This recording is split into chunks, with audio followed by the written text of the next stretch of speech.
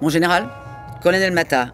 Que me vaut ce débarquement? Mon général, nous avons identifié un message sensible sur un mystérieux compte X. Ce compte diffuse une conversation de presque 2 minutes entre notre nouveau ministre et Akram Chahine, un trafiquant d'armes international. Ces messieurs semblent négocier 100 millions d'euros de contrats d'armement au profit d'une milice proche du Hezbollah. Bon, Mata, vous me faites écouter ce message. Très bien. Gabriel, un contrat de 100 millions d'euros de vente d'armes tout de suite. Ça te va? Ça m'intéresse. Qui sont tes clients? C'est parti. Alors, Mata, on en est où de ce bordel? Eh bien, après un faux enregistrement puis une fausse information, on est rentré dans le dur, mon général. La sécurité de notre ambassade à Tripoli et de son personnel est compromise. Je m'appelle Claire Negout, je suis comédienne. Donc mon rôle, c'est d'interpréter Dominique Mata, qui est donc colonel de l'armée de terre et qui travaille au ministère des Armées. Non, pas de café. Ni pour vous, ni pour moi. Pas le temps. Bien pris. Elle est rêche, Ouais. quand même. Hein. Mata, elle n'est pas forcément sympa, quoi. Non. Elle est un peu caustique. Ouais. Alors l'intrigue, ça se passe donc dans une cellule de crise au ministère des Armées. Et la France est attaquée. Et on a 5 jours pour qu'on trouve qui nous veut du mal. On peut répéter la scène déjà là. Ce qui est intéressant, là, c'est justement, comme c'est la première rencontre entre les deux, c'est un peu le chaud et le froid, quoi. Le ministre des Armées, qui a été nouvellement nommé, est au cœur d'une conversation dans laquelle il serait en train de négocier une rétrocommission de 100 millions d'euros.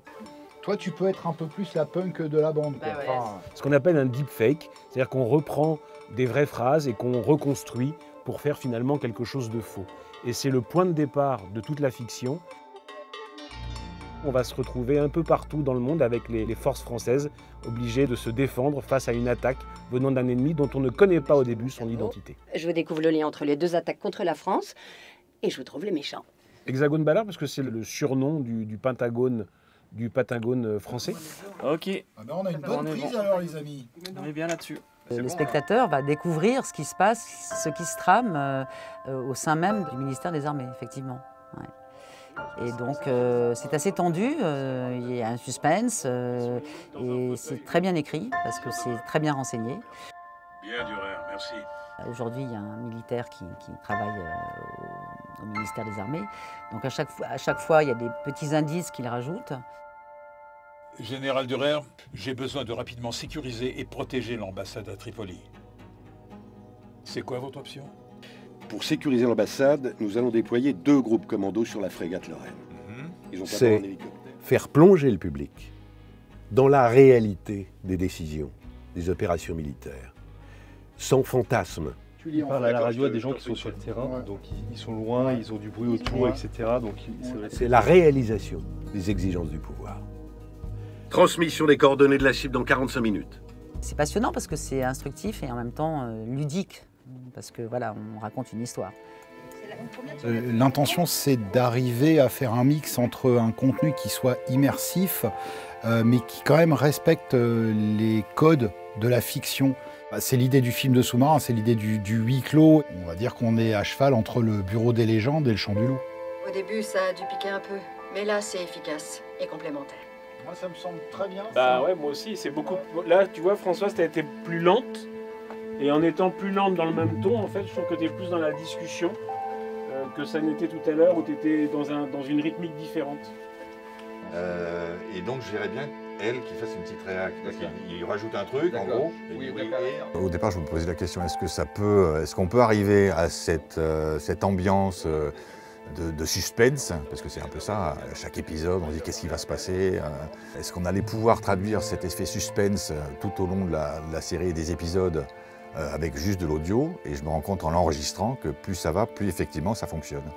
Ça fonctionne même très très bien. L'idée est donc de faire de la légère anticipation, mais tout ce qui est écrit dans ce podcast est plausible, absolument, en fait. c'est plus que plausible, c'est vraisemblable, sinon vrai. Ça va être sonorisé, mixé, on va être vraiment dans l'ambiance. Je crois qu'il y a une scène où ils sont en train de manger pendant qu'ils parlent. Du coup, pour ajouter de la vie et un peu de décor, faire le bruitage un peu en direct. Voilà. En fait, on est à la cantine, exactement. Donc nous sommes en train de déjeuner avec Ricoeur et Mata. Tu recules un Et donc on fait comme si on déjeunait vraiment. Tu vois ? Et donc ça va nous permettre de ramener le podcast dans un truc un peu plus immersif. On va être plus à la cantine en fait. On peut en savoir plus ?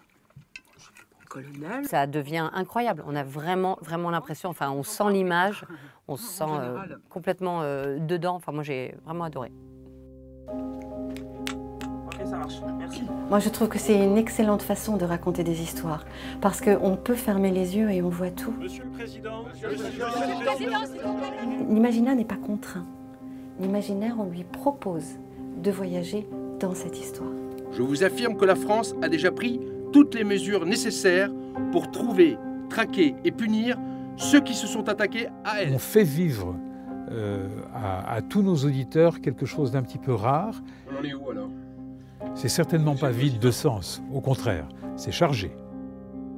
On est allé chercher vraiment des très belles voix. Vous allez les entendre, vous allez les écouter, vous allez vous dire que vous les avez forcément déjà entendues, parce que ce sont des voix qui doublent les plus grandes stars américaines. Et grâce finalement à leur talent, tout le propos qu'on a pu mettre dedans prend vraiment de l'ampleur et devient un film sonore.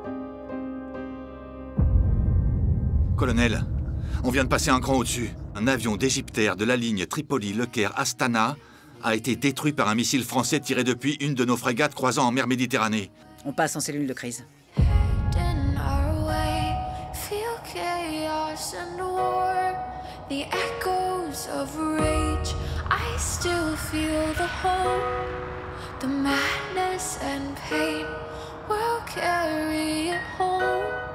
The damage is made.